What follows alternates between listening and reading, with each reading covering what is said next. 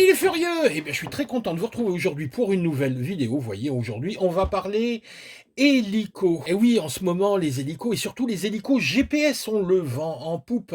Beaucoup d'entre vous rêvent devant ces jolis modèles de chez Flywing. Mais évidemment, c'est une somme, et on hésite à se lancer. Et beaucoup d'entre vous me posent la question de me dire, moi, ces hélicos m'intéressent, mais je voudrais quand même un petit truc pas cher pour me familiariser avec les commandes d'un hélicoptère. Qu'est-ce que tu as à nous proposer? Alors, j'ai farfouillé un petit peu, et j'ai cherché le moins cher du moins cher. Et voilà ce que l'on trouve aujourd'hui chez Banggood, un hélicoptère qui est vendu sous la dénomination E130S. Eh ouais, il manque un S, vous allez vite comprendre pourquoi, qui est un hélico à pas fixe de départ, qui vaut à peu près une soixantaine d'euros, un tout petit peu plus de 60 euros. Tiens, je vous mets le prix ici. Alors, la boîte, on regarde juste la boîte, parce qu'il y a un certain nombre de petites choses à dire là-dessus. Qu'est-ce qui nous annonce qu'il est RTF, c'est-à-dire qu'il y a tout à l'intérieur, hein, la radio, la batterie, l'hélicoptère, même le petit chargeur. Après, il y a des trucs un petit peu powerful moteur, vous allez voir, il n'y a pas moins powerful que le moteur de cet hélico. Un gyro 6 axes, ça c'est OK. One key to take off et landing, alors ça c'est pas vrai, parce qu'on le fera à la main. Crash résistante, oui, assez, il est costaud, et c'est ça qui va le rendre intéressant pour apprendre. On voit également altitude hold, c'est-à-dire qu'il va à peu près se maintenir à une altitude constante, ce qui va faciliter la prise en main de ce petit hélico. Il a en gros tout de l'hélico de début, mais surtout, ce qui est intéressant, c'est son prix, hein, je vous le redis, une soixantaine d'euros. Alors, le premier point, c'est vrai que quand on l'achète, on vous dit c'est un E130S. Vous allez voir, hein, que ce soit la boîte, que ce soit le contenu, c'est un E130, c'est-à-dire une machine qui était vendue il y a 2 ans. Je pense qu'ils ont rajouté un S parce qu'il y a quelques années, il était vendu quand même un petit peu moins cher. Mais vous savez que la TVA et les frais douaniers sont passés par là. Maintenant, ces prix-là, hélas, on ne les a plus. Allez, on regarde ce qu'il y a à l'intérieur de la boîte. C'est vraiment ce qui va nous intéresser. Alors, dans la boîte, qu'est-ce qu'on a? Le petit manuel, je vais tout sortir, hein, les petits accessoires. Hop, la batterie, le hélicoptère et la radio. Voilà. Allez, on va retirer la boîte. Bien, allez, on commence par la notice. Alors là, c'est vraiment une notice extrêmement simpliste. Déjà parce que, vous allez voir, le pilotage est extrêmement simpliste. Mais vous avez toutes les directives. Si vraiment vous n'y connaissez rien, vous trouverez tout à l'intérieur. Les petits boutons, ce qu'il faut savoir sur les sticks, etc. Et puis, ce petit truc ici qui est pas mal, parce que ça doit être un petit jouet, on a un éclaté ici avec toutes les pièces et la liste des pièces. Oui, il n'y en a pas beaucoup, hein, parce que c'est vraiment un hélicoptère de départ qui est vraiment tout simple. Et si vous arrivez à le péter, mais alors là, courage, hein, pour arriver à le péter, à part foncer dans des murs à toute vitesse ou l'éclater contre du béton, vous n'arriverez pas à le casser. C'est vraiment un truc, il est crash-proof. Si vous entraînez au-dessus du gazon, je vous mets au défi de le casser. Vous n'y arriverez pas, c'est impossible. Même en lâchant les gaz, en le faisant s'écraser, impossible. C'est vraiment hyper costaud, ce petit engin. Alors, les petites pièces qui nous donnent, justement, si vraiment vous y arrivez, vous aurez une paire de pales en plus. Si vraiment vous y arrivez, vous avez ici une couronne principale de rechange. C'est vraiment les deux seuls trucs qu'on arrive à casser sur ce genre de machine. Mais moi, j'en ai déjà eu des petits hélicos comme ça. J'ai essayé de les péter, jamais réussi, hein. Le petit chargeur qui va bien pour aller avec la batterie. Alors, une batterie qui est pas mal ici, parce qu'habituellement, on a du 1S pour ce genre d'engin. Là, c'est du 2S. 700 milliampères. Il nous donne une autonomie de 15 minutes, mais Bon, 15 minutes, c'est peut-être un peu beaucoup, mais je pense qu'une dizaine de minutes, tranquille, hein, vous allez le faire. Si vous n'avez pas de chargeur, et ben, hop, vous utilisez ça, vous chargez ça avec votre chargeur de téléphone. Faut, je sais pas moi, une heure et demie à peu près, hein, pour, charger la batterie. C'est un petit peu long, mais bon, après vous investirez dans un chargeur. Qu'est-ce qu'on a d'autre? Une petite hélice d'anti-couple au cas où et le petit tournevis qui va bien, essentiellement pour ouvrir la petite trappe de la télécommande. J'ai retiré la vis, moi, parce que ça m'agace, et je l'ai mise dans le plastique. Allez, on range tout ça. On va passer maintenant à la radiocommande. Alors, la radio, eh ben, elle est pas mal, hein, la prise en main de la radio est sympa. Elle fonctionne ici avec 4 piles triple A. Ce que moi j'appelais dans le temps les LR03, hein. Alors, qu'est-ce qu'on a là-dessus? Alors, le bouton on-off. D'ailleurs, regardez, c'est rigolo, le bouton on-off, ils me l'ont mis à l'envers. Donc, quand vous allez sur off, ici, bah, c'est on. Bon, c'est pas très grave. Quand vous allumez la radio, elle se met à clignoter. Lorsque l'hélico sera allumé, on fera haut, bas, hop, et on aura accès à des petites données ici. Bon, pas grand-chose, les trims, les débattements. Et il n'y a finalement qu'un seul bouton intéressant ici, c'est celui-ci. Écoutez, 2 bips, un bip, 2 bips. Alors 2 bips, ça veut dire quoi? Bah, c'est vitesse élevée et vitesse lente pour un bip. Euh, Moi, je préfère rester en deux. Surtout s'il y a un petit peu de vent pour pouvoir se défendre. N'hésitez pas, hein, un, c'est pas assez. Vous avez ici les petits trims. Donc, sur les sticks, bah, c'est comme d'habitude. On est ici en mode 2, mais on pourra passer en mode 1. Ça, il y a aucun souci. Je vous donne, hein, la façon de faire dans la notice. Ici, en mode 2, on aura les gaz. Alors, la particularité ici, c'est que l'hélico est à pas fixe. Ça veut dire que les gaz vont tout simplement accélérer le rotor et ça va monter. Au contraire, ici, ça va diminuer la vitesse du rotor et ça va descendre. Il n'y a pas d'inclinaison, il n'y a pas d'inclinaison des pales, on va le voir après.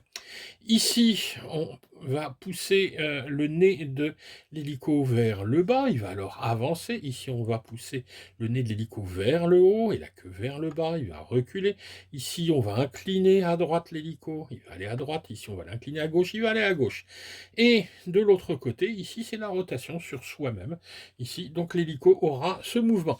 Et c'est vraiment ces mouvements-là que vous allez devoir acquérir avant de vous lancer dans un hélico GPS un petit peu plus coûteux, hein, même si on peut très bien apprendre avec l'hélico GPS, mais il vaut mieux ça, vous vous sentirez plus à l'aise ensuite pour vos premiers vols. Donc voilà pour ici la radio. On va regarder maintenant l'hélico à proprement parler. Donc un petit hélico ici de taille standard, on va le mesurer pour se rendre compte. Donc le corps fait 34 cm, on a un diamètre de rotor qui est de 32. Donc vous voyez, une petite machine sympa. Ce qui est vraiment important, c'est la conception, tout en plastique, et surtout super résistant. On a ici une tige de queue qui est, elle, métallique.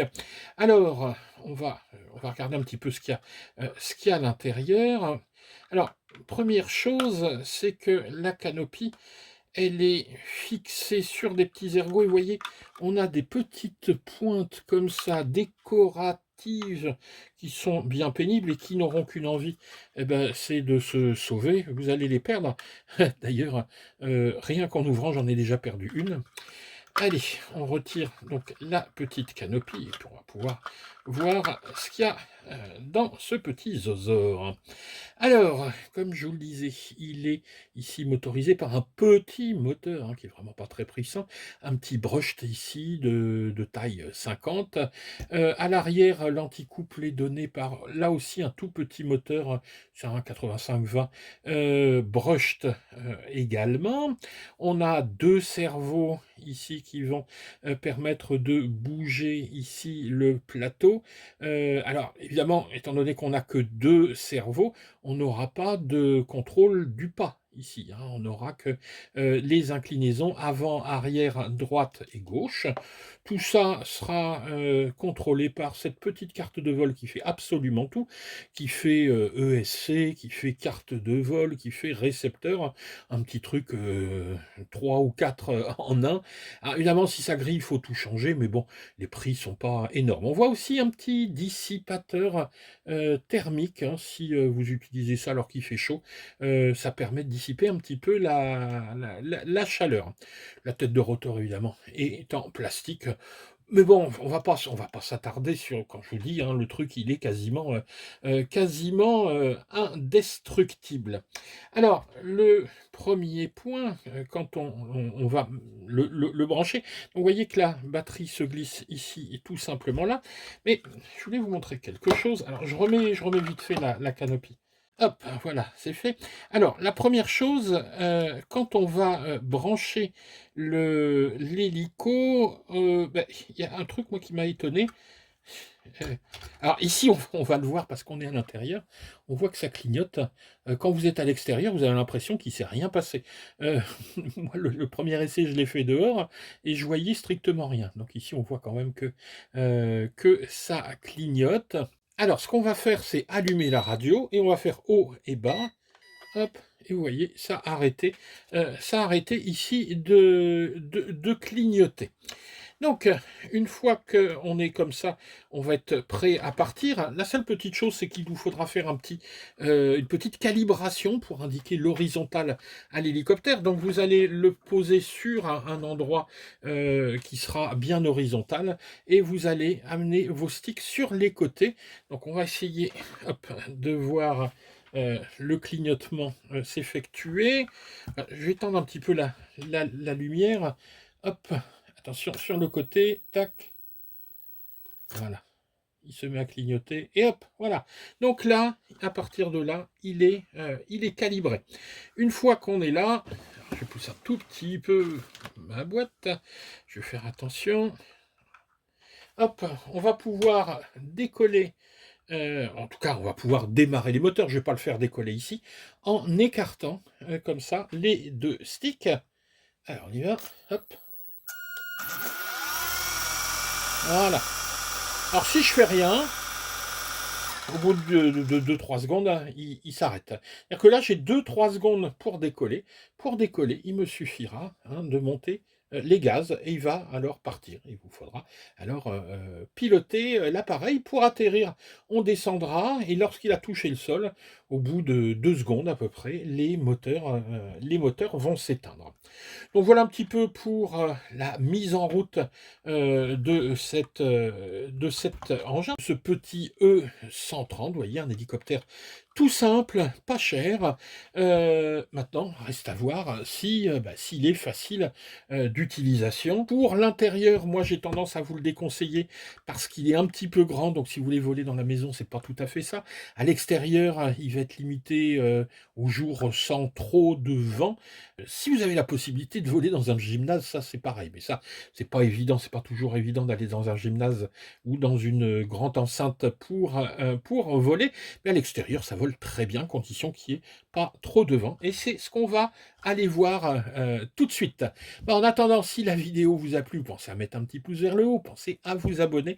Moi je vous mets en dessous les liens de cet appareil chez Banggood qui est pas cher et qui est une première approche intéressante avant de passer à plus grand. Je vous mets également mon Buy Me a Coffee en dessous. Écoutez, il n'y a plus qu'à aller voler, puis on se retrouvera bientôt pour de nouvelles aventures. Allez, ciao les gars!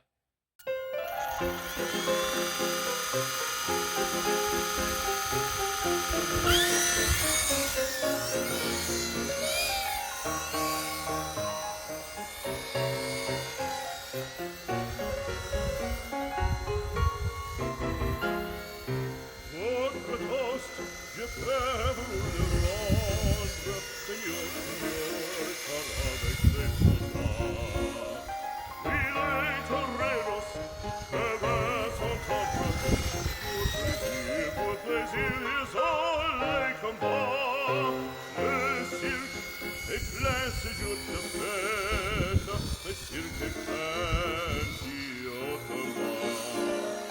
le spectateur, c'est dans la tête. Le spectateur, c'est ton temps, attrape la côte. Apostrophe, tu sais ta page, pour rester jusqu'à ce l'empereur. Car c'est la fête du courage, c'est la fête du chien de guerre. Allons, en garde, allons, allons,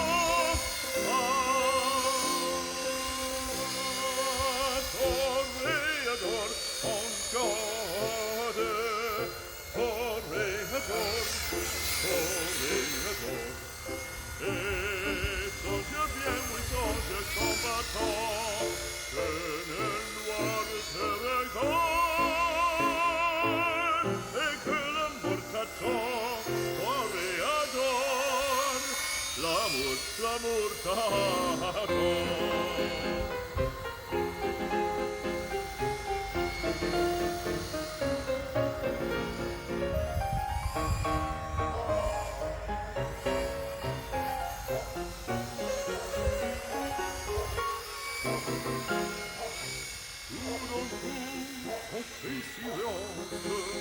On fait silence, à quoi se passe-t-il?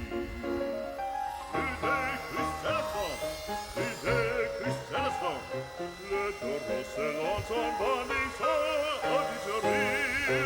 Il s'élance, il entrefrappe en chevalier, entraînant antique d'or. Ah, bravo taureau, le taureau va, qui vient, et frappe encore. En secouant ses banderilles, le terre il coule, sous tes plein de sang. Anticon, entre-chil crie, c'est ton cœur maintenant. Allons, en garde, allons, allons.